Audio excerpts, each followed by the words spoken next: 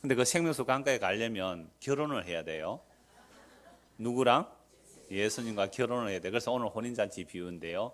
그 혼인잔치 비유에 청음을 받은 자는 많은데 택함을 입은 자가 적거든요. 그러니까 나는 진짜로 그 예수님 어린 양의 혼인잔치에 청음을 받았는지 먼저 확인해 보시길 바랍니다. 그래서 오늘 비유는 세 가지 비유가 연결되는 처음 사건으로 연결됩니다. 우리가 앞에서 보았던 것처럼 예수님께서 나귀 새끼를 타고 예루살렘 성에 들어가십니다. 예루살렘 성에 들어가셔서 성전에서 장사하는 사람들을 뒤집어 엎어버리죠. 장사하는 사람 상을 다 뒤집어 엎어버렸어요. 그리고 쫓아내면서 내 집은 만민이 기도하는 집이라 일컬음을 받을 것인데 너희는 도둑놈의 소굴로 만들었다. 예레미야 선지의 말씀을 전하면서 그렇게 말했죠. 그리고 이 건물 흘러 뭐 이렇게 했기 때문에 얼마나 미움과 시기와 질투의 대상이 되었을까요? 대제사장들과 그 성전에서 밥 먹고 사는 레위인들과 그리고 성전에 속한 사람들 그 가족들을 하면 수십만 명이 되는데요. 그들에게 미움의 표적이 되어버리죠. 예수님께서. 자, 그렇게 성전에 장사하는 사람 내쫓고 또 성전에서 사람들에게 병을 고쳐주시고 가르치실 때에 대제사장과 백성의 장로들이 와서 이렇게 묻죠. 네가 무슨 권위로 이 성전에 장사하는 사람 뒤집어 쫓아내고 가르치느냐? 무슨 권위로? 누가 너에게 이런 권위를 주었느냐라고 질문으로 시작된 거죠. 그때 예수님께서 그들에게 대질문합니다. 이게 랍비들의 질문 방식인데요. 그럼 나도 너에게 하나 묻겠다. 너희가 내 묻는 질문에 대답하면 나도 대답해 줄게. 세례 요한의 세례가 하늘로부터냐 사람에게서로냐. 갑자기 이들이 당황해졌습니다. 세례 요한의 세례가 하늘로부터 왔다라고 한다면 세례 요한이 증거한 예수님을 믿어야 되거든요. 이게 하늘로부터 왔다라고 하려니까 예수를 믿어야 되고 사람에게서 왔다라고 하려니까 백성들이 세례 요한을 선지자로 아니까 돌을 맞아 죽을 것 같으니까 자기들끼리 잠시 의논해보고 뭐라 그래요? 우리는 모르겠습니다. 모르는 게 아니잖아요. 알죠. 알면서도 비껴나가는 거죠. 그래서 예수님께서 나도 너에게 내가 무슨 권위로 이 말 하는지 말하지 않겠다 하셨지만 세례 요한을 인용하심으로 자신이 말씀을 가르치는 것은 누구 권위가 온 거예요? 하늘로부터 권위가 온 것을 지금 말씀하셨죠. 그러면서 이어지는 이제 비유 세 가지인데 첫째가 뭐였습니까? 두 아들이 있다 어느 집에. 큰 아들 보고 포도원에 가서 일해라 하니까 예 가겠습니다 하고는 가지 않았단 말이죠. 근데 둘째 아들 보고는 가라 하니까 싫어요 가기 싫어요 했는데 예 둘째 아들이 뉘우치고 포도원에 가서 일했다는 겁니다. 누가 아버지에게 순종했어요? 둘째입니다. 그래서 예수님께서 첫째를 누구로 보냐면 대제사장과 서기관과 바리새인들, 율법에 의로 흠이 없다는 그런 자기 잘났다는 자들, 이들은 불순종한 자로 간주해버려요. 근데 둘째는 누구냐? 세리와 창기예요. 그래서 세리와 창기가 서기관과 대제사장 바리새인들 너희들보다 천국에 먼저 들어간다 해버렸잖아요. 여러분 이 비유는 정말 유대 사회의 근간을 뒤집어 엎어버린 거예요. 유대 사회에 지금까지 수천 년 쌓아왔던 그 종교적인 전통들을 뒤집어 엎어버리는 말씀이에요. 오늘식으로 말하면 뭐 총회가 있고 뭐 노회가 있고 이렇잖아요. 시찰회도 있고. 그러면 총회장, 노회장, 시찰장, 저도 한때 시찰장 한 적이 있습니다.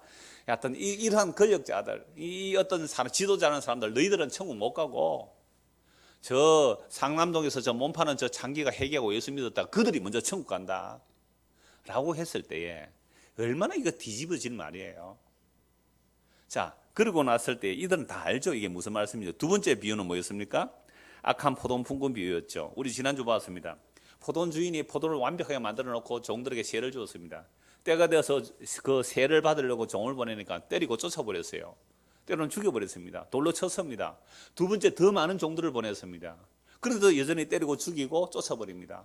이 포도원 주인이 마지막에 내 아들을 보내면 이들이 아들은 존중하겠지. 마지막 아들을 보냈는데 세상에 아들을 어떻게 했습니까? 죽여버렸습니다. 아들을 죽여버리면서 이 포도원이 우리의 것이 될 것이다. 뭐 유대 배경으로 보면 주인이 죽었기 때문에 아마 아들이 안 왔거든요. 아들 죽여버리면 이 포도원이 우리 것이 될 것이다. 그런 계산을 했을 수 있다 생각을 해요. 자, 그렇게 했을 때에 사람들에게 예수께서 질문하죠. 너희가 포도원 주인이라면 그 종들을 어떻게 하겠느냐? 여러분이 포도원 주인이면 그 종들을 어떻게 하겠어요? 진멸해야 되잖아요. 내 아들을 죽였으니까 진멸해야 됩니다. 그러니까 알아들은 거예요. 그러니까 이 대답한 사람들이 그런 일이 안 일어나면 좋겠습니다. 얼마나 무서워요. 그런 일이 안 일어나면 좋겠습니다. 근데 예수님 뭐라고 말씀하셨어요? 시편 인용해서 건축자들이 버린 돌이 모퉁이의 머릿돌이 됐다 한 말씀을 읽어본 적이 없나? 그 말씀이 이루어져야 한다. 그러니까 너희들은 반드시 나를 뭐 해야 된다는 거예요? 버려야 된다는 거죠. 너희는 나를 버려야 된다. 너희가 나를 죽여야 된다. 이 말씀이에요. 그 말씀이 이루어져야 된다는 겁니다. 그래서 이들이 예수를 죽이려고 하니까 사람들이 선지를 알기 때문에 잡지도 못하고 그런 상황이 되어 있죠. 자, 세 번째 오늘 비유입니다. 오늘 그 질문에 이어서 계속 연속되는 비유인데요. 오늘 보면 1절에서 2절 보겠습니다. 예수께서 다시 비유로 대답하여 이르시되 천국은 마치 자기 아들을 위하여 혼인잔치를 베푸는 어떤 임금과 같으니. 여러분, 하나님 나라는 누구의 나라예요? 아들의 나라입니다. 하나님의 나라는 하나님 나라라고 하지만 아들의 나라예요. 그래서 골로새서 보면 하나님께서 우리를 흑암의 근세에서 끄집어내셔서 어디로 옮겨놨다고요? 하나님의 아들의 나라로 옮기셨어요. 그래서 하나님 나라가 아니에요. 그냥 하나님의 나라는 누구 나라요? 아들의 나라. 아들이 주인공 된 나라, 아들의 희생으로 만들어진 나라, 아들의 공로로 만들어진 나라. 그러니까 여기서 임금은 하나님 아버지잖아요. 아들은 누구예요? 예수님이라는 거죠. 그래서 어떤 임금이 아들을 위하여 잔치를 베풀어 놓았습니다. 그래서 그 종들을 보내어 청한 사람들을 혼인잔치에 오라 하였더니 오기를 싫어했다라고 말하죠. 여러분, 유대인들의 잔치는 보통 일주일 한답니다. 잔치하기 전에 미리 종들을 보내가 우리가 다음 달에 잔치가 있어서 미리 예고해놓고 잔치가 열리면 그날 또 가서 청하는 거죠. 그리고 또 잔치 중에도 손님이 안 왔을 때는 일주일 잔치를 하니까 가서 또 청해 온다는 겁니다. 그래서 구약 성경에서 이스라엘 백성들과 하나님의 관계를 혼인 관계로 해요. 그래서 이스라엘 백성들은 이 예수님 이 비유 말씀 너무 잘 알아요. 하나님은 신랑 역할이고 이스라엘은 아내 역할이거든요. 그래서 예레미야 31장에 보면 그 새 언약을 말하면서 하나님께서 이스라엘 백성을 애굽에서 끄집어낼 때에 남편이 아내의 손을 잡고 끄집어 오듯이 끄집어 왔다고 말씀해요. 애굽은 어떤 곳이에요? 세상이에요. 오늘날로 말하면 피라미드 구조 속에서 살아가는 것. 저 높은 곳을 향하여 정점이잖아요. 그게 계급 사회되어 있는 그 피라미드 구조. 피라미드이 그냥 피라미드 세워졌을까요? 그 거대한 권력들이 피라미드를 만드는데 그 피라미드 구조로 살아가는 거죠. 이 세상에 제일 정점에는 1%, 그 밑에는 10%, 그 밑에는 80%. 이게 오늘날 자본주의, 자유주의가 추구하는 거예요. 8대 2의 사회. 그러니까 상위 20%, 나머지 전부 다 80% 가난하게 만들어버리는 이 정책으로 살아. 너희는 밥이나 먹고 살아. 감히 어디 문화를 누려. 감히 어디 클래식을 들어. 감히 어디 오페라 구경을 가. 그런 것은 우리 20%, 상위 20%만 하고 너희는 밥이나 먹고 일이나 해. 이 제도로 만들어가래요, 이 세상이. 그게 애굽이라는 피라미드 구조 속에서 하나님께서 이스라엘 애굽에서 끄집어내시잖아요. 그건 아브라함과 이삭과 야곱의 언약하신 언약을 따라 손을 잡고 나오는데 몸은 끌려 나왔어요. 그런데 뭐가 안 따라 나왔어요?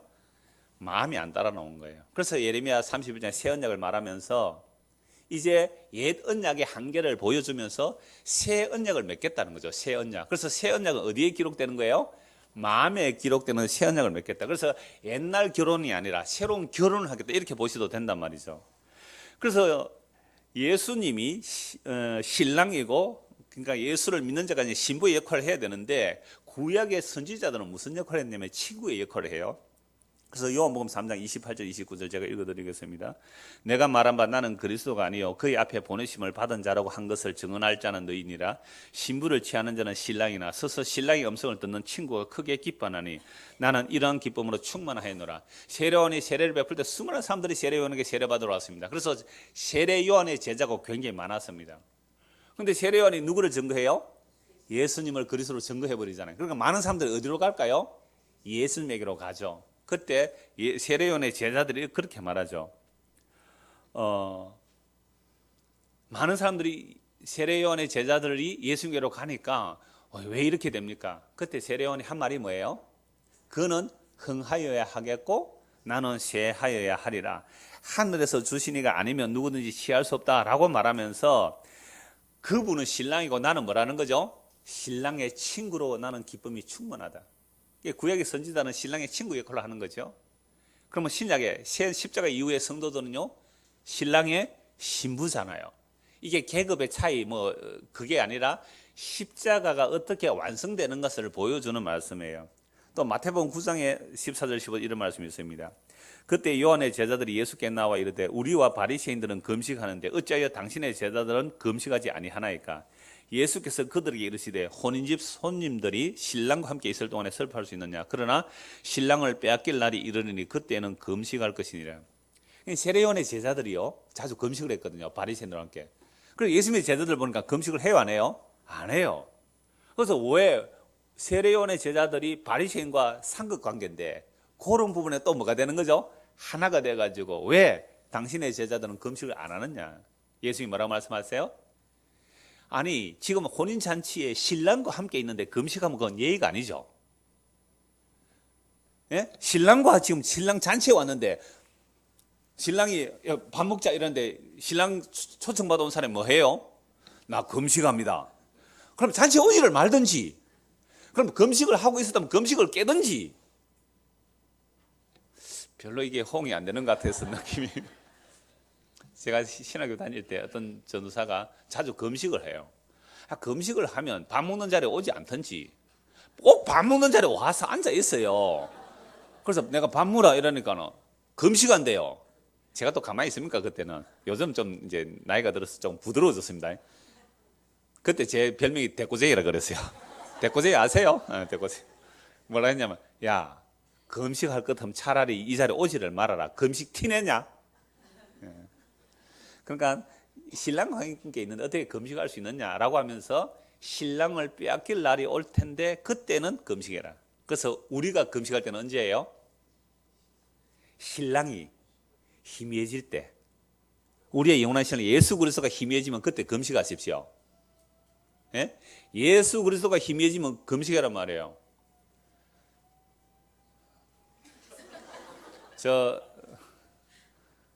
위에 그거 빼시면 됩니다. 그 식당에 가서 위에 걸 빼시고, 이게 아마 히터를 켜놔서 그런 것 같아요.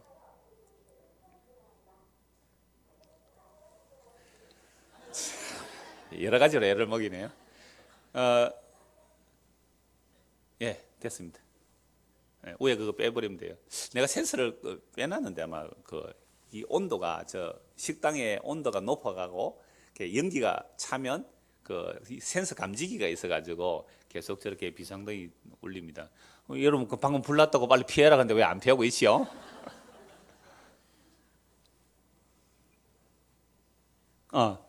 언제 금식할 때라고요? 이런 금식 좀 하세요 요즘. 그럼 신랑이 잘 보인다는 말이에요? 뚜렷하게 밝히 보입니까? 예수님이 안 보이면 금식해야 되는 거죠. 자, 3절입니다.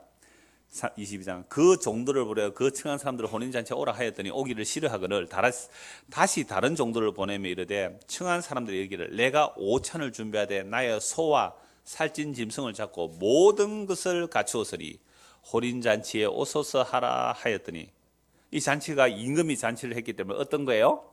모든 것을 다 갖춰 놓았다는 거죠. 그러니까 모든 것을 다 갖춰 놓기는 어떻게 오면 돼요? 그냥 아까 장로님 기도했잖아요. 빈손 들고 오면 돼요. 빈손 들고. 그리고 옛날에 시골에 잔치하면요 전부 부조를 하거든요. 부조를 했단 말이에요. 그래서 어떤 사람은 잔치집에 올 때 뭐 가져옵니까? 하루 전에 묵을 한 판 해가 오는 사람이 있고, 어떤 사람은 대병 소주를 한 병 들고 오는 사람이 있고, 막걸리를 한 통 들고 오는 사람이 있고, 어떤 사람은 두부를 한 판 들고 오는 사람이 있어요. 콩나물을 한 통 기르고 오는 사람이 있고, 그렇게 해서 뭐예요? 잔치를 하거든요. 가난했기 때문에. 그렇게 서로 부조하면서 그렇게 시골에는 잔치를 했어요. 이 말씀 드릴 때 고개를 끄덕거리는 분은 60세 이상 되시는 분들이에요. 그러니까 그렇게 잔치를 했는데 지금 이 자리는 누가 잔치를 배설했습니까? 임금이에요. 완벽하게 준비되어 있습니다. 여러분 제가 옛날에 뉴스에 봤는데, 그러니까 어떤 재벌집에 초상이 났더라고요. 초상이 났는데 세상에 어떻게 오면 이제 종문계들 접대를 하는데요. 개인상이 다 나가더라고요. 개인. 요 테이블 딱 있잖아요. 개인상. 꼭 일본에 1인 식사하는 것처럼. 우리는 가면 막 수육 같이 막 먹고 이러잖아요. 김치 같이 먹고. 근데 부잣집은 다르대요. 딱 오는데 개인상 하나 딱딱 깔끔하게 나오더라. 아, 저런 게 돈의 위력이구나. 그렇고 싶죠, 여러분들도. 그러니까 지금 임금이 잔치를 배설해 놨단 말이에요. 부족함이 있을까요, 없을까요? 없어요. 완벽하게 갖춰져. 완벽하게. 아무것도 필요 없어요. 완벽하게 갖춰져 있어요. 그래서 오시란 말이에요. 가서 오세요 라고 했는데 세상에 사람들이 오기를 뭐예요? 싫어하죠. 오기를 거절합니다. 5절 보세요. 그들이 돌아보지도 않고 한 사람은 자기 밭으로, 한 사람은 자기 사업하러 가고, 또 그 남은 자들은 종들을 잡아 모욕하고 죽이니. 여러분, 이거 악한 포도 품고 비하고 같지요? 악한 포도 종들을 죽여버렸단 말이에요. 그러면 임금이 어떻게 하겠어요? 진멸하는 거 맞죠? 7절 임금이 노하여 군대를 보내어 그 살인한 자들을 진멸하고 그 동네를 불사르고. 무시무시한 혼인잔치가 되어버렸습니다. 그죠? 무시무시한 혼인잔치. 임금이 완벽하게 준비해놨는데 그 잔치가 기쁨의 잔치가 아니라 무시무시한 진멸의 잔치가 되어버렸어요. 여러분, 이스라엘 백성들은 여호와의 날을 기다렸습니다. 메시아의 날을 기다렸습니다. 그 날은 자기가 구원받는 줄 알았어요. 근데 선지자들은 그 날이 캄캄한 흑암의 날이라 그랬습니다. 그 날이 구원의 날이 심판의 날이 된단 말이죠. 우리도 마찬가지예요. 오늘 예수를 믿는다, 뭐 복음을 한다, 십자가를 얘기를 하지만 주님 오시는 그 날에 어떤 사람에게는 뭐가 될까요? 심판의 날이 될 수 있는 거예요. 어떤 사람은 구원의 기쁨의 날이 될 수가 있단 말이죠. 그러니까 이 혼인잔치를 그렇게 기다려왔지만 그 혼인잔치에 사람들이 안 와요. 청한 사람들이 안 온단 말이에요. 오히려 그 종들을 잡아 모욕하고 죽여버렸습니다. 그래서 임금이 노예 그들을 진멸하고 동네를 불살라버렸습니다. 구약에 하나님께서 선지자들을 보낼 때에 부지런히 보냈습니다. 얼마나 부지런히 선지자를 보냈습니까? 그런데 선지자들은 그 선지자들이 하나님의 말씀을 전할 때 선지자를 때리고 모욕하고 감옥에 가두고 죽여버렸습니다. 예수님 오셨을 때, 그러니까 그 선지자들은 그리스도가 오실 것을 예언한 자들인데 그들을 때려 죽인 자들이 결국 그 선지자들이 예언한 예수 그리스도, 그분이 오셨는데도 이들은 예수를 죽였다, 이 이야기입니다. 그래서 임금이 어떻게 말하냐라고 하면 9절입니다. 내 거리 길에 가서 8절입니다. 이에 종들이 이르되 혼인잔치는 준비되었으나 청한 사람들은 합당하지 아니하니 내 거리 길에 가서 사람을 만나는 대로 혼인잔치에 청하여 오라 한데, 종들이 길에 나가 악한 자나 선한 자나 만나는 대로 모두 데려오니 혼인잔치에 손님들이 가득한지라. 그러나 잔치는 이미 다 배설되어 있어요. 천국이 다 만들어져 있단 말이에요.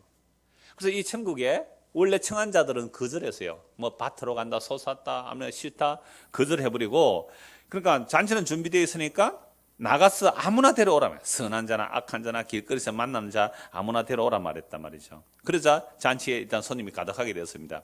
자, 여기서 제가 질문을 하겠습니다.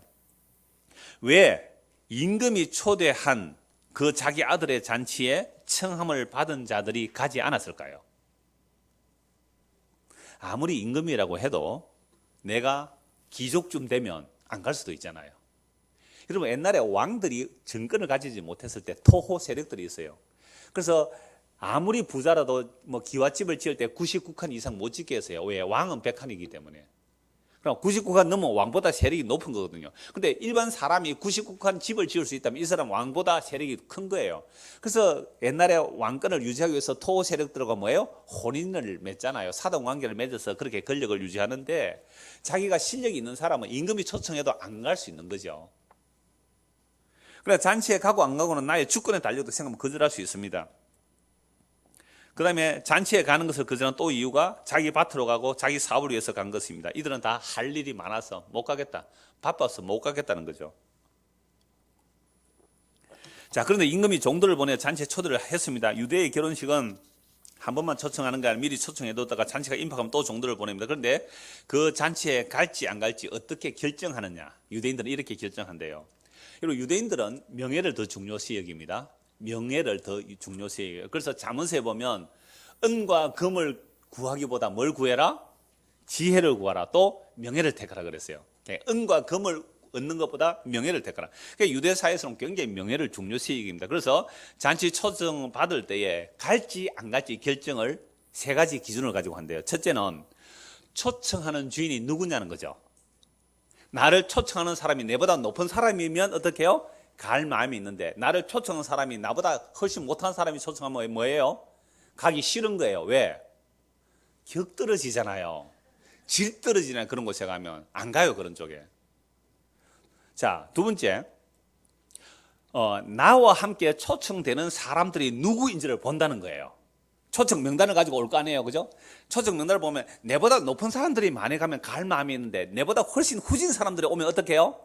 명단 보고 나 그 몸에 가기 싫어. 왜? 내가 가면 명예가 떨어질 것 같으니까 안 간다는 거예요.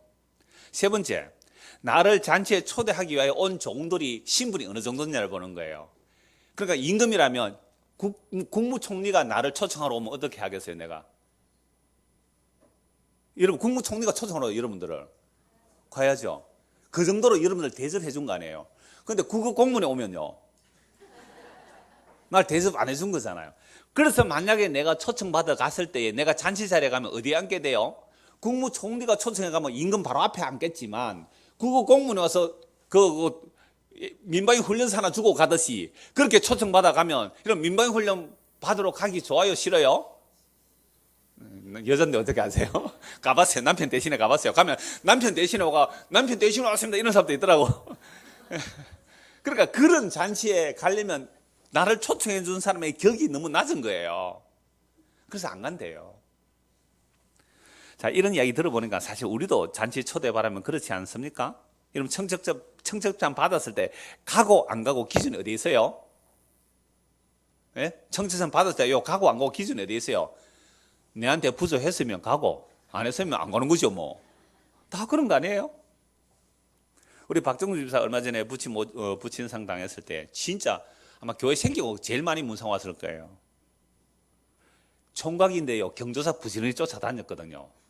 진짜 총각이 열심히. 그러니까 부조 받은 사람 안 올 수가 없잖아요. 못 오면 부조를 부탁해서라도 했어요. 저도 한 두 사람 거 전달했는데 못 와서 한단 말이에요. 그러니까 우리는 다 어떤 관계예요? 잔치에 가고 안 가고 하는 것들이 거래 관계잖아요. 거래 관계. 그런데 이 임금님의 잔치는 어떻게 되어 있습니까? 모든 것이 다 갖춰져 있어요. 내가 할 게 아무것도 없습니다. 그냥 가면 되는 거예요. 그런데 이런 곳에 가기가 싫다고 거절한 자들은 누구예요? 자기가 명예가 있고 품위가 있다고 생각하는 사람들. 이런 사람들은 가기 싫은 거예요. 자, 우리가 이미 앞에 두 비유를 봤잖아요. 악한 포도원 품꾼 비유 봤잖아요. 그리고 예수님이 하신 말씀을 봤잖아요. 너희보다 누가 먼저 하나님 나라에 들어간다? 세리와 창기들. 지금 바리새인들이, 서기관들이, 대제사장들이 율법의 의로 흠이 없게 살려고 애를 썼어요. 물론 외식하는 사람들 많았지만 그러나 그 마음에 정말로 순수하게 하나님을 사랑하고 율법을 사랑하는 사람들이 많죠. 바울 같은 경우 보세요. 얼마나 열심을 다해 하나님을 사랑했습니까? 하나님을 향하여 열심히 하나님을 사랑하는 증거가 예수 믿는 사람 다 잡아 죽이는 그 정도의 열심을 낸 사람들이에요. 근데 이들이요, 세리가 모여있고 창기가 모여있고 이방인들이 모여있는 이런 사람들의 잔치에 가고 싶겠어요? 안 가고 싶겠어요? 질 떨어지게 어떻게 그런 데 가느냐 이 말이에요. 사람들은요, 자기를 알아주는 사람에게 충성을 해요. 자기를 대접하는 사람에게 자기 희생을 한단 말이에요. 내가 어떤 얘기를 들었는데 실명을 말할 필요는 없고 어떤 분이 아주 상품을 잘 파는 사람인데 명품을 잘 파는 사람이래요. 그런데 그 어떤 여자분이 왔는데 신발을 3천만 원짜리 신발을 신고 있더래요. 별로 안 놀라시네. 얼마짜리요? 3천 원짜리가 아닙니다. 3천만 원짜리 신발을 신고 있더래요. 그러니까 저는 가방이 3천만 원짜리 있다는 소리는 들었는데 신발 3천만 원짜리는 처음 들었어요. 그래서 아무도 몰라주는데 이 상품을 잘 파는 청년이 사모님 이 신발 그 무슨 메이커 그거네요 하니까 세상에 이 사람이 300만 원씩 물건 또 사갔대. 거기서 자기 뭐 알아준다고? 내 가치를 알아준다고. 아무도 신발 3천만 원인 줄 몰랐는데 그 사람 알아주니까 내가 물건 팔아준다는 거예요. 여러분 잔치 어떤 잔치에 가고 싶어요? 입구에 탁 가면 비스들이 아니 종들이 쫙 서서 코트 탁 벗으면 코트 탁 받아가 탁 걸어주고 그죠? 번호표 탁탁 해가지고 정리해주고. 옛날에 우리가 어디로 갔더라? 거기 가니까요 미슐랭 뭡니까? 미슐랭? 그 타이야 미슐랭? 미슐랭 거기에 소개된 식당은 비싼 집이라 하더라고요. 거기 가니까 그런 식으로 하더라고요. 그런데 잔치가 폼 나요 안 나요? 나는데 세상에 임금이 잔치 완벽하게 갖춰놓은 잔치에 가보니까 딱 가보니까 누가 모였어요? 세리도 있고 창기도 있고 이방인도 있고 도둑놈도 있고 강도도 있고 다 불러 모았으니까 아무나 불러 모아놨으니까 에이 격 떨어져. 안 갈래. 안 갈래. 누가복음 14장 한번 보십시다. 누가복음 14장.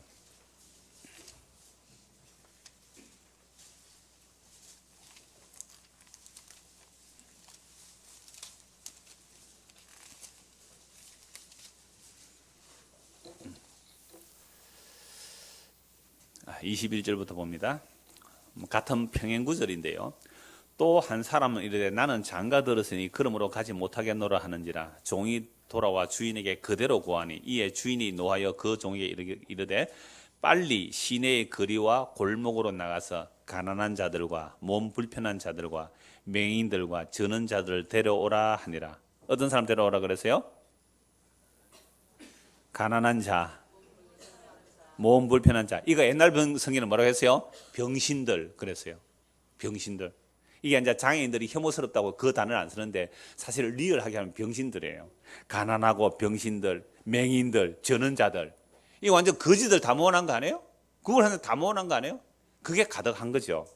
종이 이르되 주인이 명하신 대로 하여서는 아직도 자리가 있나이다. 주인이 종이 이르되 길과 산울타리로 가로 나가서 사람을 강간하여 내려다가 내 집을 채우라. 내가 너희가 말하노니 전에 청하했던 그 사람들 하나도 내 잔치를 맛보지 못하리라 하고 그들은 이제 쫓겨나고 이들이 가덕에 모여왔단 말이죠. 자, 누가복음 평행 구절에서는 예복 얘기가 없는데 마태복음에 예복이 나와요. 그래서 어떤 자유주의 신학에 이렇게 말해요. 마태복음은 이미 교회가 형성되고 나서 이 말씀이 기록되었기 때문에 교회에 나오는 어떤 자격을 요구하기 위해서 예복을 요구했다 이렇게 하는 사람이 있더라고요. 또 이런 데 산뜻하게 머리가 잘 돌아가고 은혜 받다 이런 사람들 많은데 아니에요. 교회가 어떤 조건을 제시해서 예복을 입었다는 말이 아니라 예복을 입는 것이 전적인 은혜를 보여주는 겁니다. 교회가 어떤 조건을 요구하는 게 아니에요. 그렇게 해석했다면 그게 바로 율법주의로 가는 겁니다. 그래서 오늘 다시 보면 11절 보십시오. 오늘 보면 11절입니다. 임금이 손님들을 보러 들어올새 거기서 예복을 입지 않은 한 사람을 보고 이르되 친구여 어찌하여 예복을 입지 않고 여기 들어왔느냐 하니 그가 아무 말도 못하거늘 임금이 사원들에게 말하되 그 손발을 묶어 바깥 어두운 데에 내던지라 거기서 슬피 울며 이를 갈게 되리라 하니. 자, 처음에 초청한 사람들은 뭐 바빠서 일한다고 이런저런 조건으로 안 왔어요. 그래서 아무나 데리고 왔더니 악한 자나 선한 자나 가득 모여졌습니다. 그러니까 누가복음식으로 하면 어떤 자들이에요? 가난한 자, 몸 불편한 자, 맹인, 저는 자. 이들이 잔치에 가득해진 거예요. 그때 놀랍게도 예레미야 31장 새 언약이 시작되는 7절 8절 이런 말씀이 있습니다. 여호와께서 이와 같이 말씀하시니라 너희는 여러 민족의 앞에 서서 야곱을 위하여 기뻐 외치라. 너희는 전파하며 찬양하며 말하라. 여호와여 주의 백성 이스라엘의 남은 자를 구원하소서 하라. 보라 나는 그들을 북쪽 땅에서 인도하며 땅끝에서부터 모으리라. 그들 중에는 맹인과 다리 저는 사람과 잉태한 여인과 해산하는 여인이 함께 있으며 큰 무리를 이루어 이곳으로 돌아오리라. 예레미야가 새 언약을 전개하면서 주여 이스라엘의 남은 자를 구원하소서. 이스라엘 남은 자는 어떤 사람들이에요? 바벨론으로 포로 잡혀갔습니다. 바벨론 포로 잡혀가서 완전 망해버린 거예요. 망해버린 거. 나라가 망했단 말이에요. 포로 잡혀가서 70년 만에 돌아오는데 돌아오는 자들의 모습이 어떠냐? 몸 불편한 자들, 병신들이에요. 맹인들이에요. 저는 자들이에요. 이런 자들이 남은 자로 돌아오더란 말이죠. 이 예레미야 30일의 새 언약하고 지금 마태복음의 잔치에 참여한 누가복음 시대 잔치에 참여 이들의 모습하고 같이 연결되죠. 그러니까 천국 잔치는 이런 곳이란 말이에요. 임금이 다 갖추었기 때문에 몸 불편한 자 와도 된다는 거예요. 장애인이 와도 된다 이 말입니다. 아무것도 없는 거지가 와도 된다는 거예요. 근데 입구에 가서 뭐만 입으면 돼요? 예복만 입으면 돼요. 유대 사회 속에서 예복을 입는 건 그냥 흰옷 입고 간대요. 흰옷. 자기가 준비해서 흰옷 입고 갈 수 있는 거죠. 근데 이 잔치에서는 지나가다가 갑자기 끌려와서는 옷 입으러 갈 시간이 있어요? 없어요? 없어요. 그렇다면 누가 준비해 줘야 돼요? 임금이 준비해 줘야 됩니다. 임금이. 갑자기 길 가다가 잡혀왔는데 뭐 옷 입을 틈이 어디 있어요? 입구에서 예복을 나눠주는 거예요. 그 구약의 열왕기상 10장에, 열왕기하 10장에 보면요. 예후가 반역해서 임금이 되잖아요. 물론 하나님께서 엘리야 선지자의 사원을 보내서 그 기름 부어서 예후가 왕이 되었을 때에, 바알 섬기는 제사장들 다 모아가지고 그들에게 뭘 입혀요? 예복을 입힙니다. 찬양대 가운처럼 이 바알 숭배자들이니까. 예. 뭐 아니라고 하세요? 바알 숭배자 요들에게 전부 다 예복을 입혀라. 그러니까 바알 섬기는 사람들은 전부 예복을 입힌 거예요. 그렇게 임금이 초청했기 때문에 뭐 급하게 온 바알 제사장들이 뭘 입어요? 가서 임금이 주는 예복을 입잖아요. 입은 사람 다 죽는 거예요. 입은 사람들. 그거 죽이라. 근데 여기는 반대로 생각하면 돼요. 이제 잔치에 왔는데 길 가다가 뭐 가난한 자들, 아까 뭐 전원자, 뭐 맹인들, 거지들 아닙니까? 이들이 잔치에 왔는데 잔치에 못 들어가요. 그 모습으로. 입구에서 뭘 나눠준다고요? 예복을 준비해서 나눠주는 거예요. 그 예복을 입으면 얼마나 기쁠까요? 아니, 일하러 가다가 잔치, 얼마나 며칠 배가 고픈 사람이라고 생각해 보세요. 며칠 배가 고픈 사람. 세상에 임금의 잔치살에 가보니까 산의 진미가 가득해요. 저기 가면 먹을 수가 있는데. 그리고 나중에 밑에 비닐봉다리 하나 해놨다 좀 챙겨가 넣어가면 우리 집에 굶주리는 애들도 갖다 줄 수 있는데, 저기 들어가면 좋은데 입구에서 뭘 나눠줘요? 예복을 나눠줘요. 얼마나 감지덕지 입고 갔을까요? 그런데 아까 부를 때 선한 자나 악한 자가 있었기 때문에 자기 딴에 선한 자가 거기에 휩싸여서 들어온 사람이 있을 수 있잖아요. 근데 예복을 안 입고 있어요. 그래서 임금이 묻죠. 너는 왜 예복을 입지 않느냐? 유구무원이거늘. 아무 말을 못해요.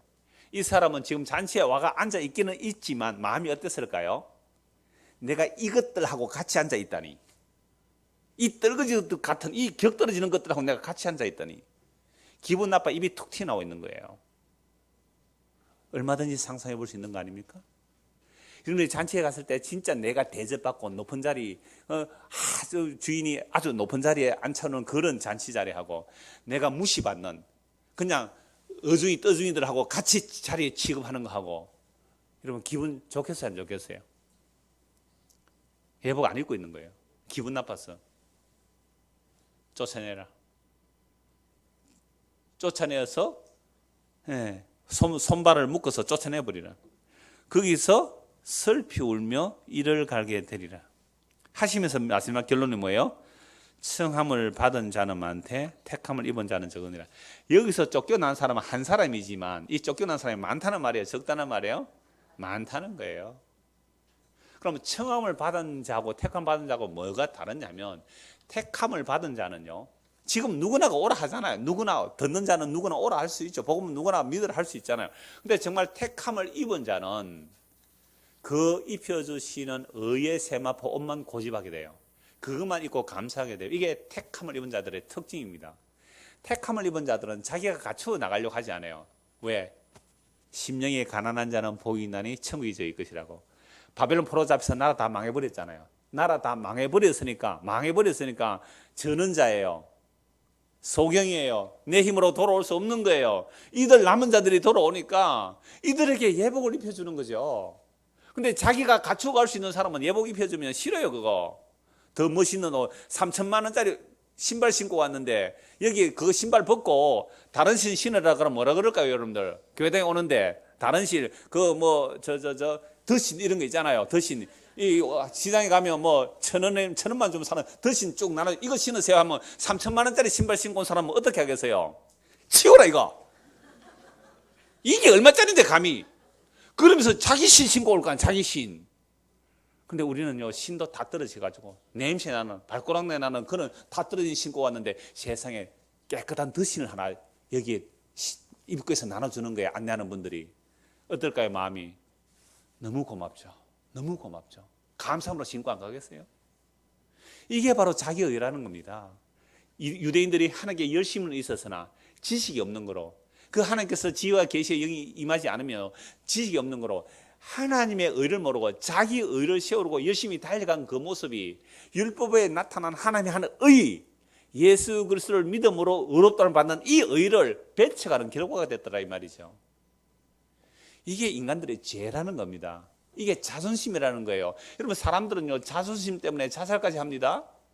여러분들 지금 여기 앉아 있어도 누가 한번 무시해 보세요. 교회 올 마음이 싹 사라집니다.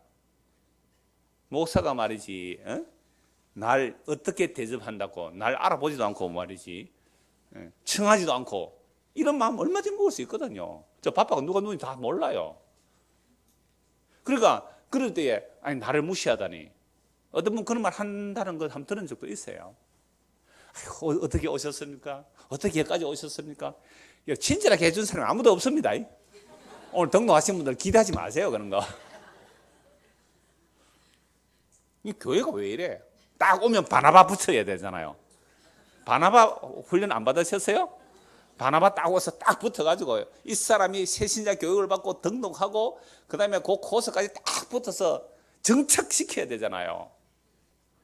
그래서 뒷문을 막으라. 뒷문을 막아라. 강건하여 내 집을 채워라. 이 전부 다 전도 얘기 아닙니다. 이거 강건하여 내 집을 채워라 전도라는 얘기가 아니에요. 기존에 너희들 다 끝났다. 이제 새 언약의 시대에 왜 하나님의 긍휼로만 혼인잔치에 참여하는지를 보여주는 거예요. 그러려면 어느 정도로 우리의 마음이 낮춰져야 그 주님께서 입혀주는 의의 옷만으로 기뻐할까요? 금요일입니다. 우리 하고나는 그 집사님이 위에 예쁜 강대상 조그만한 거 하나 딱 맞아요. 갖고 오셨더라고요. 왜 가져온지 아세요? 그 청년회실에 의자하고 책상 갖다 놓았어요. 왜 갖다 놓은지 아세요? 망했거든요. 학원 한참 잘 때 한 달에 2-3천만 원 벌 때 막 컸는데 망해서 그 뭐 이제 어떻게 할 수 없어서 그거 갖다 놨거든요. 그러고 있는데 이 본대에서 누가 한 사람 쑥 나오는 거예요. 뉴질랜드 오신 분이에요. 오늘 여기 가지고 오셨는데 그래서 이분들하고 잠시 얘기를 하고 한 학원 하시는 분 먼저 보리에서 가셨는데 이 두 사람의 공통점이 있어요. 한 사람은 학원하다 망했고요. 뉴질랜드 가서 하신 분은 이런 얘기 해도 돼요? 네. 대학에서 큰 카페를 했어요. 뉴질랜드 안에서 대학에서 카페를 했는데 카페 불이 났었대요. 세상에 둘 다 망했어. 그래서 뭐가 들렸어요? 복음이 들린 거예요. 만약에 두 분 다 승승장구했다면 이 복음 안 들리는 거예요. 두 분이 세상에서 성공했다면 이 복음 들릴 수가 없는 거예요.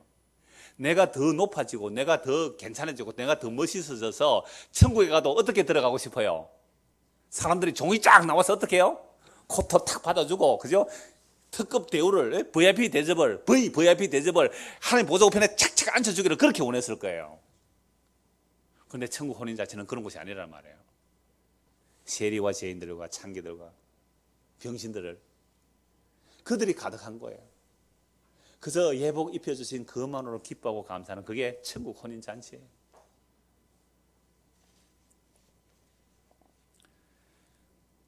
요한계시록 7장을 보겠습니다. 요한계시록 7장입니다.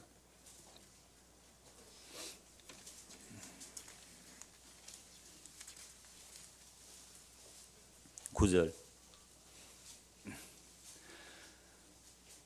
이 흔히 말하는 그 14만 4천인 무리를 말하는데 14만 4천이 각 지파에서 나온다. 이 말은 흰옷 입은 무리가 같은 거예요. 요한계시록 할 때 말씀 다 드린 내용인데 9절 보세요. 일 후에 내가 보니 또 보니 일 후에 이런 말은 동시적 사건으로 일어난다는 거예요. 카메라가 여러 대 돌아갈 때에 그 1번 카메라, 2번 카메라, 3번 카메라 일어나듯이 14만 4천이 누구냐? 그게 흰옷 입은 큰 무리라 이 말이죠. 일 후에 내가 보니 각 나라와 족속과 백성과 방언에서 아무도 능히 셀 수 없는 큰 무리가 나와 무엇을 입고요? 흰 옷을 입고 손에 종려 가지를 들고 보좌 앞과 어린 양 앞에 서서 큰 소리로 외치려되 구원하심이 보좌에 앉으신 우리 하나님과 어린 양에 있도다. 그러면 흰옷 입고 나온 큰 무리들 어떻게 말한다고요? 구원이 어디에 있다고요? 나에게 있는 것이 아니라 내 능력에 있는 것이 아니라 보좌에 계신 하나님과 어린 양에 있다고 찬송하는 자들이 흰옷 입은 무리들이죠. 그럼 앞에 14만 4천은 구원이 자기에게 달렸다고 생각하겠어요? 그들이 만약에 구원이 자기의 율법적 행위, 기도 많이 하는 거, 금식 많이 하는 거, 전도 많이 하는 거, 지금 여러분 여호와의 증인들이요 전도 집에 못 들어가니까 요즘은 길거리 사더라고요. 율법주의자예요. 여호와의 증인들 그 율법주의자거든요. 그러니까 그 추운 길거리 나가는데요 보고를 해야 된대요. 매일 몇 시간 전도했다는 것을. 그런데 보고할 때 이렇게 말한대요. 집에서 나서는 시간부터 해야 됩니까? 아니면 직접 들어가서 전도 한 시간부터 해야 되나? 요 따위 생각이 나오는 거는 뭐예요? 율법주의라서 그래요. 모든 이단은 전부 율법주의입니다. 안 그럴 수가 없어요. 자기 행위로 구원받는다니까. 그래서 특정한 단체에 와야 되고 특정한 단체문을 받아야 되고 특별한 기도를 해야 되고 이딴 식으로 자기의 행위의 조건을 갖추려고 하는 자들이 전부 이단들이에요. 만약 14만 4천의 무리가 자기들은 특별한 고급진 구원이라고 생각한다면 그게 엉터리예요. 그들은 보좌에 계신 어린 양, 보좌에 계신 하나님과 어린 양께 구원이 있다고 얘기하는 게 아니라 자기 행위와 노력으로 구원이 있다고 생각하잖아요. 이게 아직도 율법주의예요. 자기 행위주의란 말이에요. 지금 잔치 이야기가 다 연결되는 말씀이에요. 그러니까 시기와 경쟁이 일어나잖아요. 네가 잘했느냐 내가 잘했느냐고. 11절 보세요. 모든 천사가 보좌와 장로들과 내 생물과 주위에 서 있다가 보좌 앞에 엎드려 얼굴을 대고 하나님께 경배하여 이르되 아멘. 찬송과 영광과 지혜와 감사와 존귀와 권능과 힘이 우리 하나님께 세서 있을지어다. 아멘 하더라. 장로 중 하나가 응답하여 나에게 이르되 이 흰옷 입은 자들이 누구며 또 어디서 왔느냐. 내가 말하기를 내 주여 당신이 아시나이다 하니 그가 나에게 이르되 이는 큰 환란에서 나오는 자들인데 어린 양의 피에 그 옷을 씻어 희게 하였느니라. 어디서 나온다고요? 큰 환란. 이거 뭐 7년 대환란 그런 얘기가 아니에요. 이 세상 사는 것 자체가 환란이에요. 성도는 이 땅에 사는 것 자체가 환란의 시대예요. 이 땅은 진멸당해야 마땅한 땅이니까 성도가 산다는 자리가 이게 환란의 시대예요. 큰 환란 가운데서 나오는데 큰 환란에서 나오니까 어린 양의 피에 그 옷을 씻는 일 외에는 다른 모든 것들은 다 날아가는 거예요. 방금 제가 지도된 두 가정을 얘기했습니다마는 그 환란을 통하여 어린 양의 피에 그 옷을 희게 하는 것, 이것이 당겨졌다면 그러면 사업이 망하고 뭐 직장이 불이 나고 한 그런 것들이 결국은 뭐 한 거예요? 합력하여서 예수 그리스도의 생명을 얻게 하는 선을 이룬 거잖아요. 왜 이런 시각이 없어요? 우리는 그저 이 땅에서 예수 믿고 사는 것이 그저 남에게 손가락질 안 받고 그저 막 일반 대학 정도 나오고 그저 공무원이나 취직이나 하고 그다음에 막 대기업은 아니도 중소기업 정도 막 취직해서 밥벌이 정도 할 것 같으면 욕 안 먹는 정도 하는 그만큼만 좀 해주이소. 내 열심히 할게요. 이게 무슨 신앙이에요 이게. 그 종교적 거래죠. 거기다가 더 열심을 부추기는 것이 우리가 헌신을 하고 봉사를 하면 할수록 더 높은 자리 차지한다고. 그 고지론, 그 피라미드 구조 속에 정점에 오른다고. 이건 세상이잖아요. 그게 무슨 은혜가 있습니까? 그게 무슨 긍휼이 있어요? 거기서 무슨 사랑이 있고 그게 무슨 용서가 있느냐 말이에요. 세상이 지옥입니다. 이런 지옥 같은 세상 속에서 그냥 내가 평안하고 잘 먹고 잘 사고 내가 뜻하는 대로 다 됐다면 복음이 들려올 수가 없어요. 제가 만나본 거의 대부분의 복음이 들린 사람들은 큰 환난 가운데서 어린 양의 피, 예수 그리스도의 그 피만이 나를 의롭다 하시군요. 요거 알고 믿게 되더란 말이죠. 19장입니다. 요한계시록 19장 7절. 왜 혼인잔치에 다 아무나 선한 자나 악한 자나 병신들이나 다리 저는 자나 맹인이나 끌려왔는데 왜 쫓겨나야 됩니까? 예복을 안 입었다는 거죠. 그 예복은 어린 양의 피에 그 옷을 씻어 희게 한 자들이에요. 요한계시록 19장 7절입니다. 우리가 즐거워하고 크게 기뻐하며 그에게 영광을 돌리세요. 어린 양의 혼인 기약이 이르렀고 그의 아내가 자신을 준비하였으므로 신부가 신랑 맞을 준비를 했단 말이에요. 이걸 가지고 또 주의 재림을 기다리는 신부 뭐 그런 사이트가 있더라고요. 그래서 주님 재림하기 위해서는 이렇게 해야 주님을 맞이할 수 있고 저렇게 해야 주님을 맞이할 수 있고 전부 방법 노는 제세멍들이에요. 주님, 신부가 신랑을 기다리는 사랑이에요. 사랑에는 방법이 동원 안 됩니다. 사랑에는 방법이 동원 안 돼요. 사랑하는데요. 보고 싶은데요. 빨리 오시를 기다리는데요. 어린 양의 혼인 기약이 이르고 그의 아내가 자신을 준비했으므로 그러면 우리가 신부니까 준비해야 되잖아요. 어떻게 준비해야 돼요?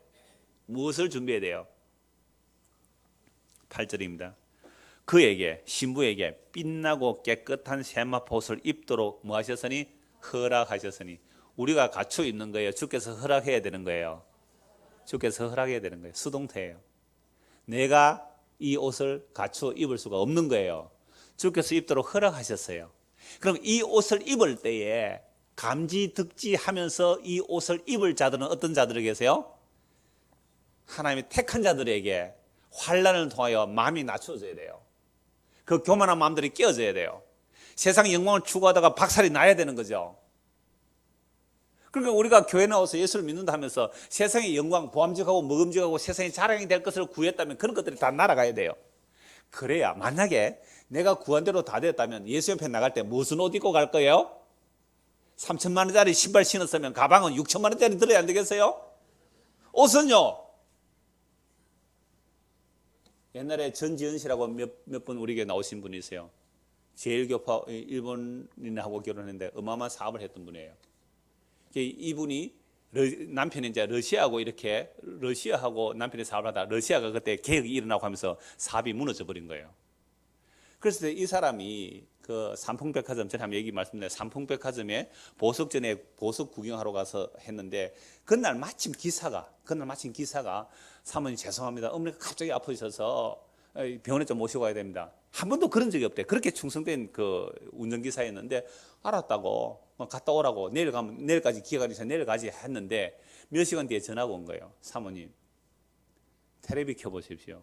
삼풍백화점 무너진 거예요. 만약 자기가 그 시간에 갔다면 삼풍백화점 거기 그 자리에서 그대로 무너져서 죽었을 거라는 거예요. 어려서 죽겠어 부르셨는데 그분의 간증을 제가 쭉 교정을 한번 봤거든요. 그래서 부르셨는데 그렇게 해도 제대로 신앙생활 안 하더라는 거죠. 그래서 그분이 어떻게 돌고 돌아서 와서 한국에서 다른 데 가서 이제 사업을 하고 계시는데 제가 왜 이 말씀 드립니까? 이 사람이 자기 사진 찍어놓은 거 카톡 사진이 있는데요. 정말 멋쟁이 옷을 입고 있는데 자기가 팔에 팔찌하고 목걸이, 시계 뭐 그런 거 그 세 개가 1억이래요. 뭐 까르띠에 맞습니까? 그런 거 있어요. 뭐 까르띠에라 하나 뭐라 하더라 뭐 말은 해서 잘 모르겠어요. 하여튼 그거 1억짜리를 걸치고 있는 사진을 딱 찍고 있어요. 1억짜리. 여러분 그렇게 예수님에 가고 싶죠? 그거 못 갑니다. 절대 못 가요. 그거 다 털어버려야 돼요. 그래서 나는 오직 예수 그리스도의 보혈의 공로, 그 긍휼, 그 덮어주심, 그 긍휼하심, 그 용서하심, 그거 입고 갑니다. 자랑할 게 있어요, 없어요? 전혀 없어요. 나 같은 죄인, 태어나면서부터 마음의 생각과 계획이 항상 악해서 나는 나밖에 모르는 이런 죄인을 그 피로 대속하시고 나는 그를 죽였는데 그는 나를 용서하시고 그의 피로 나를 깨끗하게 해주신 그 의의 세마포옷을 입도록 허락해 주신 거예요. 수동태요. 그 옷을 우리가 입는 거예요. 이게 택한 자들이에요. 이 택한 자들은요, 이 옷만을 뭐예요? 지키는 거잖아요. 이 옷만을, 이 옷을 더럽히지 않으려고. 그게 혼인잔치에 택함을 입은 자들의 모습이에요. 그래서 마지막 복이, 요한계시록 마지막 복이 뭔지 아세요? 한 것만 보고 말씀 마무리합시다. 14절, 요한계시록 22장 14절. 자기 두루마기를 빠는 자들은 복이 있으니 이는 그들이 생명나무에 들어가며 문들을 통해 이승에 들어갈 건세를 받으려 함이라. 자기 두루마기, 의의 겉옷이에요. 의의 겉옷을 입었는데 어느 날 이렇게 예수 믿고 살다 보니까 점점 뭐가 묻어져요? 그 때가 뭐겠어요? 내가 주를 위해서 열심히 했는데 그거 붙여놓겠죠. 덕지 훈장. 북한의 그 군인들 보면 뭐예요? 이게 양쪽 가슴에 부족하더라고. 훈장들 두두두두두두두 훈장 이런 거 그거 붙여서 가려고요. 그게 주님의 옷을 더럽히는 거잖아요. 그래서 그 옷을 빠는 자들은 복이 나 어디에 나가요? 생명나무에 나가요. 생명나무에 나가요. 그래서 보세요. 17절 성령과 신부가 말씀 오라 하시는다. 듣는 자도 오라 할 것이요 목마른 자도 올 것이요 또 원하는 자는 어떻게 해요? 값없이 생명수를 받으리라. 이게 복음입니다. 이 복음 안에 살아가는 저와 여러분 되기를 소원합니다. 기도합시다. 하나님 아버지, 우리는 어떤 잔치에 초청을 받으면 제일 먼저 걱정되는 것이 옷입니다. 이미 옷이 가득하지만 유행에 뒤떨어진다고, 멋있지 않다고, 이 옷을 입고 가면 사람들이 수군거릴 것이라고 생각하면서 걱정하지만 하나님의 나라는 완벽하게 예수님의 피로 다 갖추어져 있습니다. 그뿐 아니라 거기에 들어갈 예복조차도 다 갖추어져 있습니다. 이 놀라운 의의 옷, 어린양의 피로 우리를 깨끗하게 해주신 그 의의 세마포옷을 입도록 허락하셨사오니 이 놀라운 은혜에 아멘할 수 있는 참으로 택함 받은 성도들 되도록 은혜를 베풀어 주시옵소서. 예수 그리스도를 받들어 기도드리옵나이다. 아멘.